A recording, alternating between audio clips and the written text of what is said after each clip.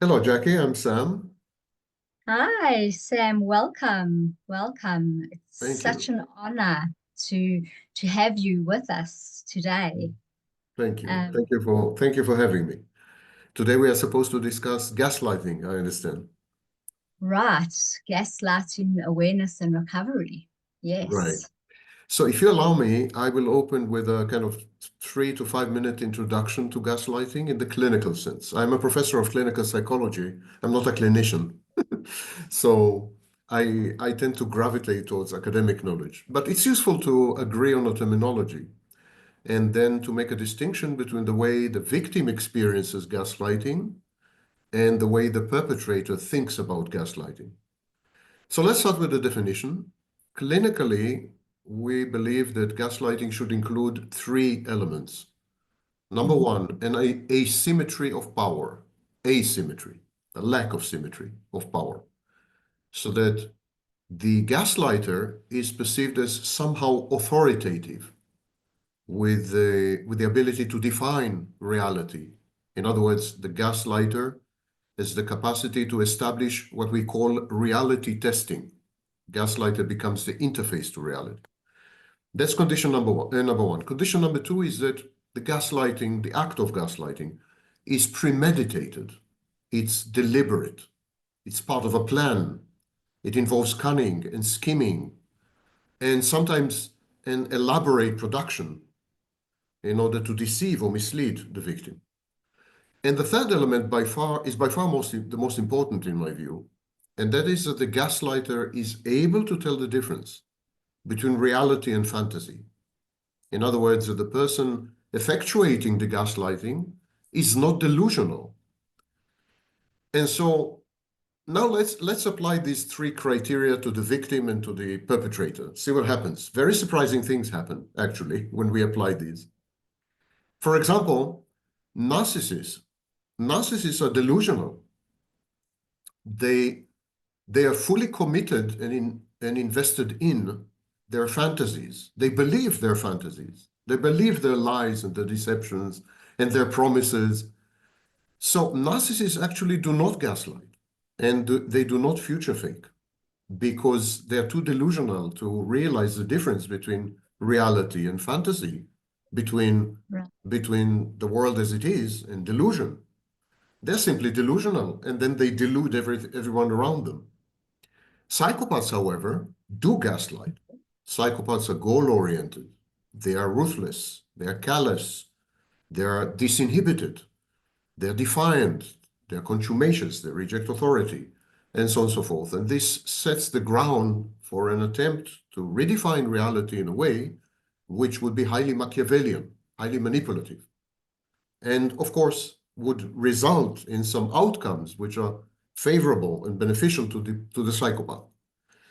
So psychopaths gaslight. Narcissists fall in the trap of their own fantasies and deceptions and so on. However, from the victim's point of view, there's no difference.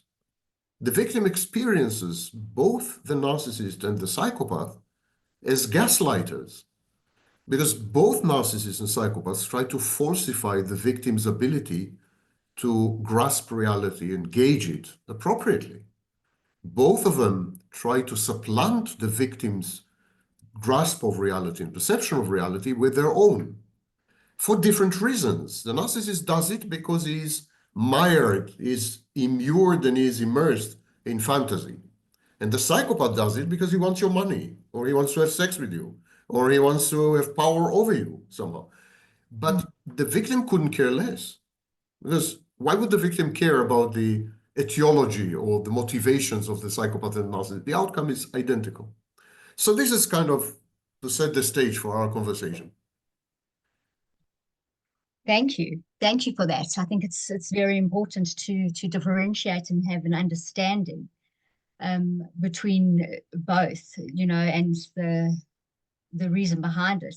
And just to introduce myself, I'm Jacqui Yates, and I'm a therapist. I do group and individual therapy for many years. I also facilitate groups at Circles, and Circles is a leading platform providing group therapy for narcissistic, or for navigating narcissistic abuse. And I think it's been so beneficial in helping members who feel so isolated from manipulative tactics like gaslighting, come together and connect and be able to share their experiences. Like you've said, and we will go into, gaslighting. And so I wanted to ask you what your thoughts are, Professor. Is it more of, I know it's a variety of factors, but when we're looking at the, more of is it a conditioned response or a learned behavior? Where does the distinction lie, coming from it being narcissistic to sociopathic, more manipulative, or learned, or more, grandiose in that effect? Does that make sense? Yeah. I think a better word to use would be psychopathic rather than sociopathic. But sociopath is the old term for psychopath, actually. Yes. So the narcissist is committed to a fantasy. It's a shared fantasy. It's a fantasy which incorporates a narcissist and the narcissist intimate partner or friend or whoever.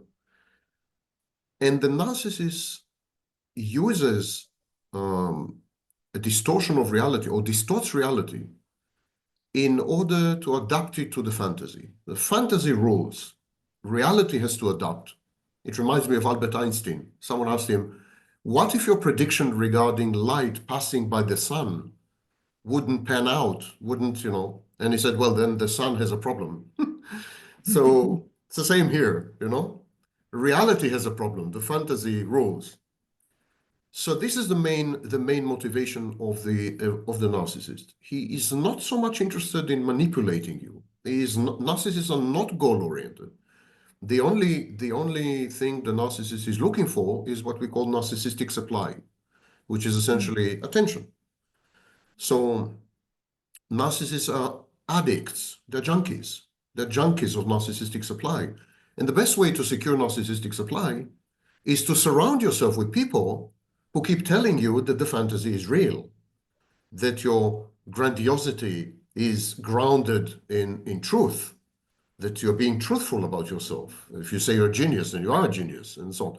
So all kinds of fans and acolytes and sycophants. And so that's the best way to secure a regular, uninterrupted flow of narcissistic supply. And the environment that is conducive for this is a cult, essentially a cult.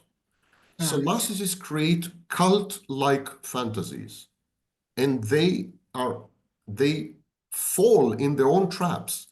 They believe their own lies and fantasies and deceptions and so on and so forth.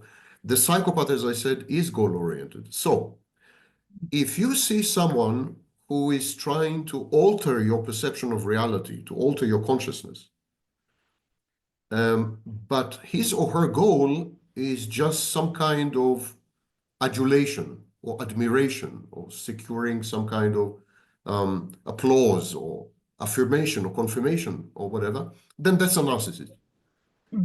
But if someone is trying to alter your perception of reality and ends up saying, well, now you need to pay for this with hard cash, or now let's go to bed, or now, that's a psychopath. It ends with a goal. It ends with a...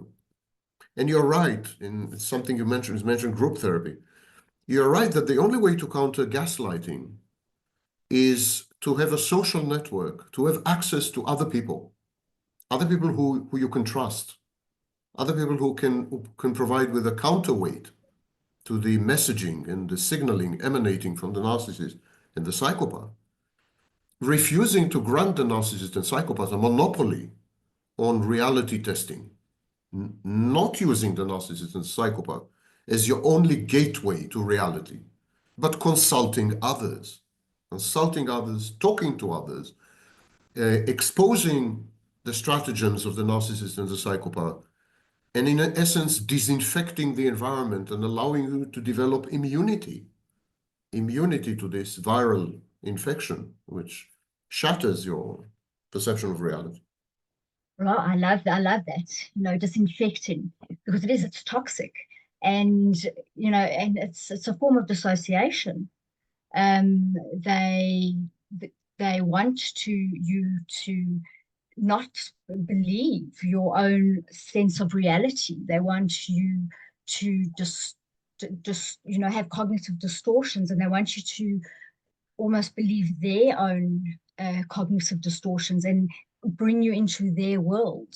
So they almost want to, encapsulate you, swallow you into their own world. And that's the plan. So I like what you say, is to disinfect. And so they are like, it's a viral, um, I like that. So when they are in the groups and they're sharing, and they feel that they're not alone. So and also by, you know, it's about power and control and isolation. So they now know that it's not them, and they don't feel so alone. So it's really powerful when they start to share, and you can hear that sigh of like relief. It sounds like you with my husband, or it sounds like you with my wife, or it sounds like our mothers are twins. That's what you hear in the group setting, and it's really nice how they do connect and they can share. So Gaslighting is very disorienting. It's very disorienting. You are no longer sure of your own judgment. You lose trust in your own senses. You begin to conflate or confuse evidence with hearsay. So what the narcissist says is evidence. What the psychopath says is an absolute fact. And real evidence, hard evidence, becomes dubious. So it's a topsy-turvy world where the narcissist and psychopath's lens substitutes for reality. You give up reality. Of course, this requires certain initial vulnerabilities. We call it a pre-morbid state. This requires a pre-morbid state in the victim. In other words, not everyone would be amenable to gaslighting. There is inbuilt resistance to gaslighting in almost all of us. Now, some people take it too far and they become conspiracy theories. And some people are just engaged in critical thinking. But I would say the overwhelming majority of people are pretty immune to gaslighting. So people who do fall for gaslighting, they have inbuilt pre-morbid initial vulnerabilities. For example, they may be very insecure, generally speaking, about everything, not only about reality, especially about themselves. They may have problems with authority. They may over-respect authority. We call it over-perception. They may have an over-perception of reality, of authority, I'm sorry. They may be willing to sacrifice a lot in order to secure the longevity of the presence of the intimate partner, including their own sanity, essentially, and so on and so forth. So there may be people pleasers who will tell you what you want to hear. And anxious attachment. gradually this habituation, when you tell the narcissist or the psychopath, yes, you're right, yes, you're right, yes, you're right, just to please them, gradually it becomes a form of brainwashing. You're entraining yourself. You become your own worst enemy. You self-gaslight, in effect. Yes. Self-gaslighting is a major component of gaslighting. Gaslighting is a collusion. It's a collaboration. It's a tango. Both participants engage in gaslighting. The one engages in gaslighting the other, and the recipient or the victim self-gaslights, adopts this framework. So if you, for example, if you're a person who fails to make sense of the world, you perceive the world as arbitrary, chaotic, threatening, intimidating, incomprehensible, and so on and so forth, then you would suspend your judgment gladly and easily when someone comes along displays self-confidence and tells you, I know better or I know best. If you were just to follow me, you wouldn't be responsible for your actions then, because I will make the decisions and so on. So this gaslighting is not limited to individual interpersonal relationships. There's a lot of gaslighting in politics, for example. Of course. It's also a collective phenomenon. Absolutely. And I also wanted to ask you, because it's being brought up a lot in groups and individually, but also of late, gaslighting by proxy. So, obviously with the, flying monkeys, triangulation, and could it be, I wanted to ask your advice on this, narcissistic parental alienation? Could that be a form of gaslighting by proxy, where a parent would alienate their child and use the child as a flying monkey? Would the child be used as a flying monkey? Could that be by proxy? Anyone can be used as a flying monkey. As I said before, it's a cult-like setting. You can Yes. set up a cult with a single adherent or a single follower, which could be your child. You can set up a cult with 40 million people, and then you become president. So these are cult-like settings. And within a cult, there is a suspension of disbelief, a suspension of critical judgment, and a total obeisance or total submissiveness when it comes to the leader. And so a cult is a hive mind. It's a single mind, actually. It's known as the cult mind in clinical literature. It's a hive mind. And when this hive mind interacts with a potential victim or with someone external, an outsider, it has the advantage of simulating a multiplicity of independent minds. So a cult mind masquerades as if it is not a cult mind, not a single mind, not a hive mind, but just an agreement or a consensus between multiple people, when actually that's not the case at all. Yes. So I had a friend who used to say, if someone tells you that you're drunk, you can safely ignore them. If two people tell you you're drunk, you can safely ignore them. But if three people tell you you're drunk, go to sleep. So numbers count. Numbers count. The ability to mobilize an army of yes-sayers, an army of people who would agree with you in a way. And this ability is crucial in gaslighting, because then you can destabilize the victim much more. In other words, if you're alone with the victim might still retain her critical thinking and ability to negate your messaging. But what if you confront the victim together with 10 other family members, and all of you are saying the very same thing, and none of you are telling the victim you're wrong, your perception of reality is wrong, something's wrong with you, you're crazy, you are unstable, well, that has weight.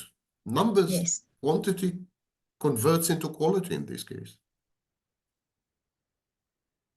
definitely. Definitely. So in your opinion, I mean, when we look at generally when we're in groups and we speak about recovery, and I think we focus on awareness and identifying what gaslighting is very important. Trying to establish or reconnect and finding trust within yourself again, because you lose a lot of trust because of loss of self-identity. And I think journaling, mindfulness, being able to fact check. One member, I remember her, she said that her partner kept on hiding the keys. She kept putting the keys in the exact same space, and he said he'd never seen them.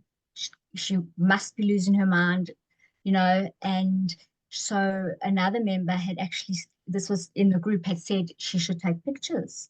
And she started doing that. And she, took pictures, and that was her reality checking. And that helped her a great deal. So she had now the evidence, and she was checking for herself, also most importantly for herself, that she wasn't losing her mind. So it was very helpful, and it was great to see that she was getting the trust back within herself. So things like that were encouraged, and just identifying any unhealthy behaviors. And like you say, just eliminating the toxic people. I think the minute you start to doubt yourself, I mean, the inception of gaslighting is easily recognizable. It's the first time you ask yourself, has my memory somehow gone awry? Can I trust my perception of what has happened or what is happening? The minute you start to doubt yourself, that's the onset of gaslighting. At that moment, you have to develop humility. You have to become humble. You have to say, I can no longer trust myself to gauge reality and to evaluate it and to perceive it appropriately. I can no longer do that. I've lost this capacity. I therefore need to resort to external means, such as photographs, videos, journaling, resorting to third parties as witnesses, other forms of evidence. You need to outsource your reality testing, but to outsource it preferably to outsource it to objective activities such as journaling and so on. But you need to outsource it, definitely. You no longer can trust yourself from that moment on. But to do that, you need to be humble. It requires a lot of humility. And most people lack this. So they'd rather be gaslighted or gaslit than admit that they are essentially weak and vulnerable and fragile. And so this is step number one. Then you engage in all the activities which you've mentioned, which I think are great. Yes, absolutely. You need to document reality all the time. Think of yourself, consider yourself from that moment on as a documentary filmmaker. You're a documentary filmmaker and you're documenting your life.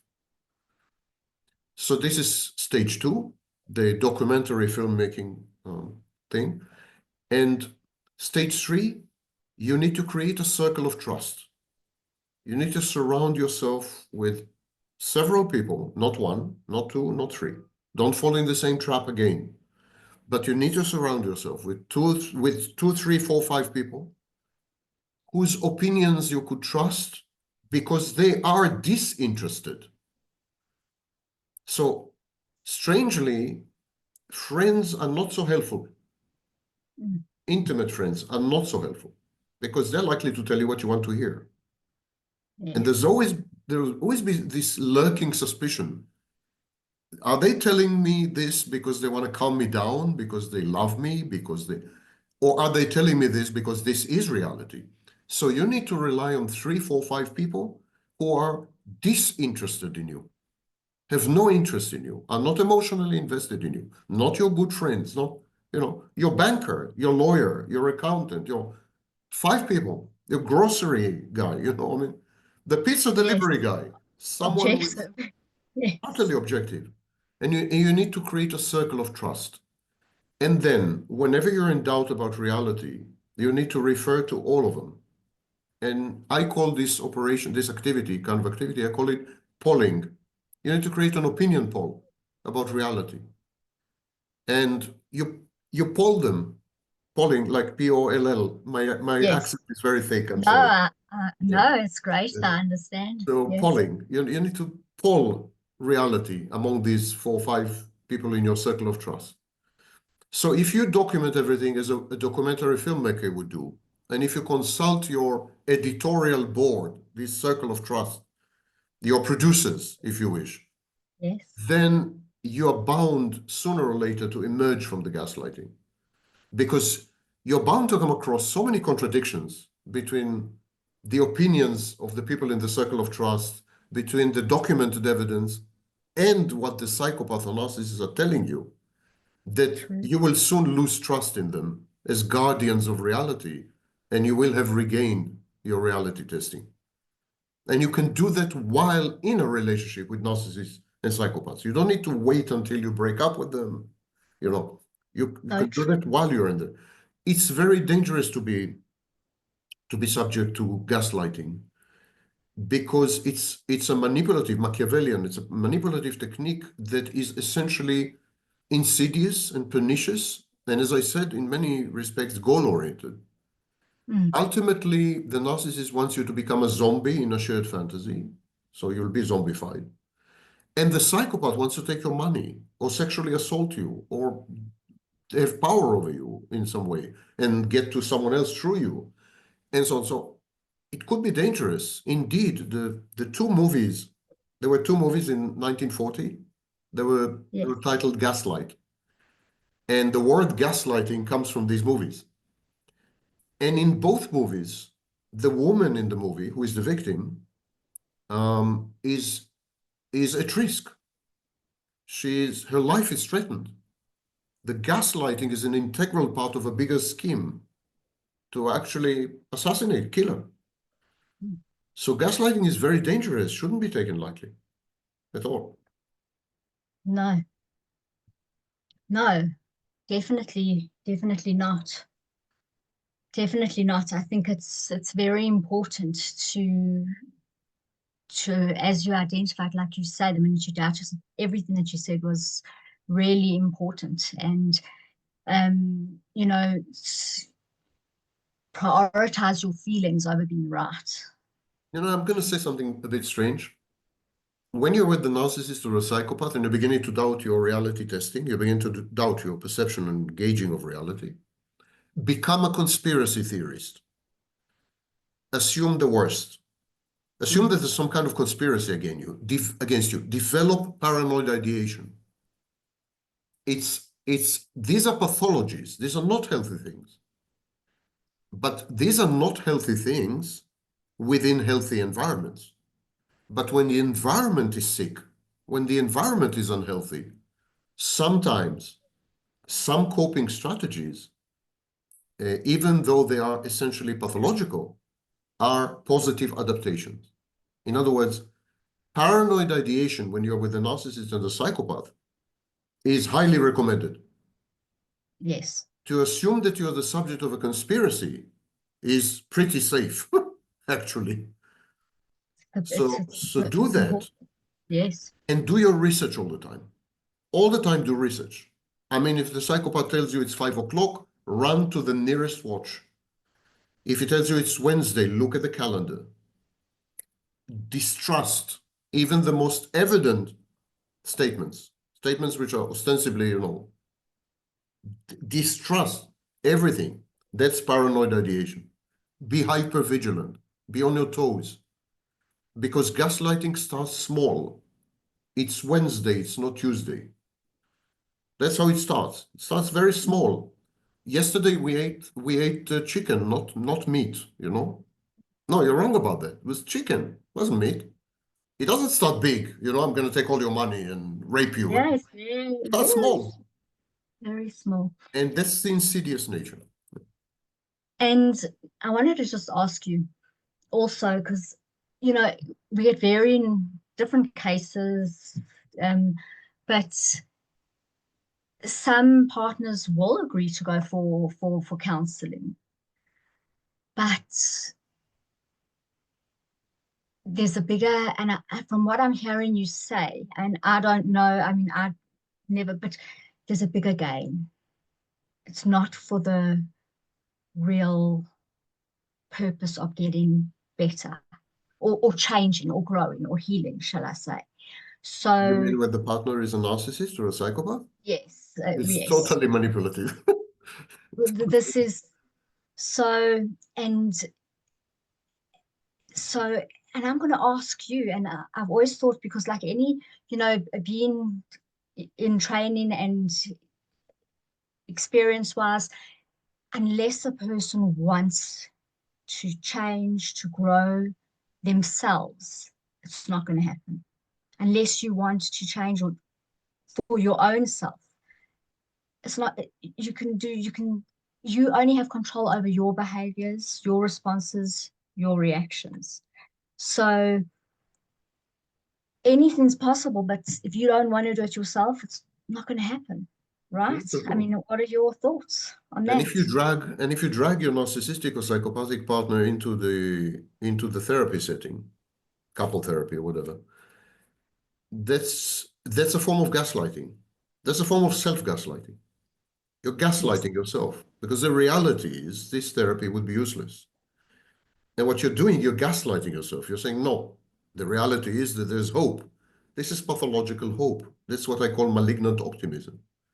mm, It's not healthy. You'd better face reality. And the reality is that narcissists and psychopaths are hopeless. Certain behaviors of narcissists can be modified. Certain behaviors, abrasive, antisocial behaviors of narcissists can be modified in therapy. Psychopaths are completely hopeless. I mean, there's nothing that can be done, not even behavior modification. But certain behaviors can be modified, but the core issues can never be touched, untouchable. At this stage, at least, we don't have any treatment modalities that have any efficacy with narcissists. I mean, meaningful efficacy, not modifying this behavior or that behavior. So this is a form of self-gaslighting. To say I'm going to drag my partner, who is evidently a narcissist or a psychopath, or has been diagnosed even with narcissistic personality disorder, or antisocial personalities, I'm going to drag him to therapy, and the therapist will effect a miracle, and suddenly, that's self-gaslighting. absolutely. And just at children, I think it's age 15. It might be different countries, obviously, but where an adolescent is diagnosed with conduct disorder or oppositional defiant disorder, is there any kind of treatment modality there that can help to try and delay Yeah. a form of Oppositional defiant disorder is a very controversial diagnosis, okay, because it implies that refusal to obey authority is some kind of mental illness. And there's a lot of debate about this. Sounds a lot like yes, social engineering or social control. However, yes, conduct disorder is a much more validated construct. It's a much more serious diagnosis. 40% of children with conduct disorder go on to develop full-fledged psychopathy. So we consider conduct disorder to be psychopathy for children, or psychopathy light. And early interventions in early interventions with children with conduct disorder are pretty efficient. Prognosis is pretty good. The problem is that in a society that is permissive, a society that is highly individualistic, a society that is increasingly more and more narcissistic and psychopathic even. There are scholars like Campbell and Twenge that they deal with these questions. In such a society, conduct disorder would be, I mean, clinicians would be very loath to diagnose conduct disorder. They would be very averse to slapping this label on a child. And consequently, interventions would come way too late in adolescence, for example, where it's already way too late. Similar situation we have with borderline personality disorder, where diagnosticians and clinicians are very afraid to tell the patient you have borderline personality disorder, or at the very least, you're emotionally dysregulated. I mean, they're very afraid to say this. And instead, they mollycoddle and cozy up to the patient, and that's a disservice. It's a disservice. absolutely. Yeah. But if a child were to be diagnosed with conduct disorder, especially prior to age 6, but even between 6 and 9 years old, then the prognosis is actually excellent. Unfortunately, the vast majority of them are not. They are diagnosed with conduct disorder in adolescence. And then Nice. it's too late. What a I think pity. the Time is up. yeah, they told me to limit it to 30 minutes. So Sorry. Okay, no, well, we have a lot. not your fault. Why do you So assume enjoyable responsibility for this? chatting to There's the you. two of us here. Okay, well, it's so nice chatting to you. Thank you. I enjoyed talking to you too. Okay. Thank you so much, Professor. Thank you for your wisdom, your insight, your Thank you. experience. Thank you Just for your nice to kind words, pick your and I hope brain. this is not the last time. Maybe we'll talk Me again. too. Thank you so Okay. much. Take care. Thanks so much. Bye-bye. Bye-bye. Take care. You Bye. too. Bye.